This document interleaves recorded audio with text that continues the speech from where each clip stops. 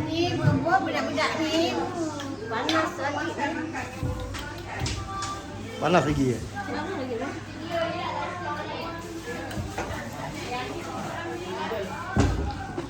Nari tak kerja bang? Ya. Kerja Nari? Ya. Nak naik ayam tak? Ini. Kerja. Pelok lah di dalam. Hutang. Apa bang? Tak kerja macam mana nak bayar hutang? Nak telur tak? Anak kecil. Ini mandap. Ada. Mayat, Linda nak masuk.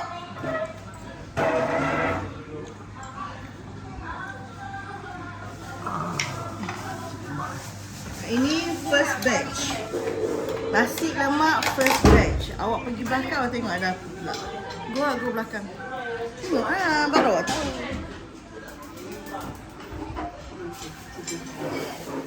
Oh ada burger eh? Ini pergi semalam punya. Ha? Pergi semalam punya. Ni apa? Ayam burger. Ada burger eh? Tak.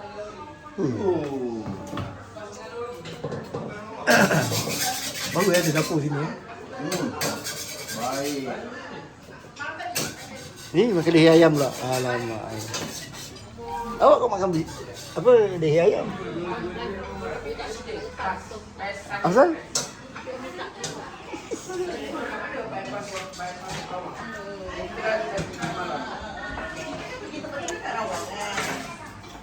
Oh, mak masih selamat.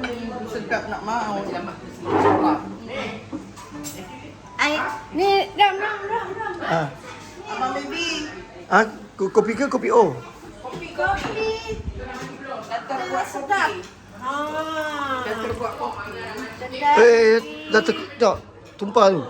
Rugi tak minum. Tumpah. Tarik terlalu tinggi sangat. Ayam sudah nasi Ni ada nasi ni.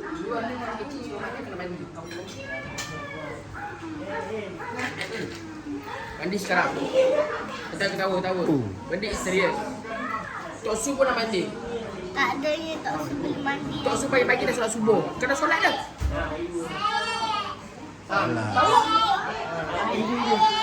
Bawa ayam dulu. Depan kamera tak nanya dia pandai dia. Depan kamera tak nanya pandai. Cakap sikit. Apa macam sarapan okey? Okay, belum sarap lagi, belum sarap.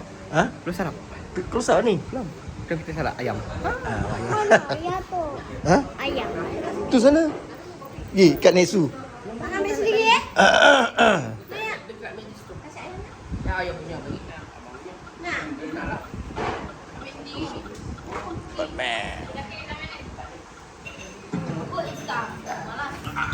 Tahu nak jalan kau pun. Andai ibu tu tak bisa naik ayam. Sayang orang kosong. Ya. Ayah ada muda. Cek candy. Jom. Baring macam tadi, baring macam tadi sebelah dia. Aurat.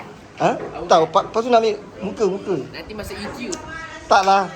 Nak ambil gambar je.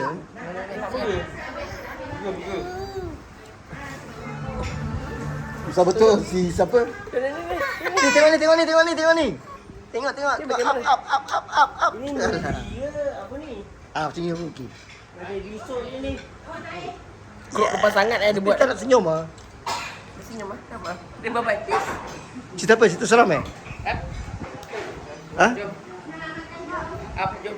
Jom makan. Tak makan lagi. Tawakal.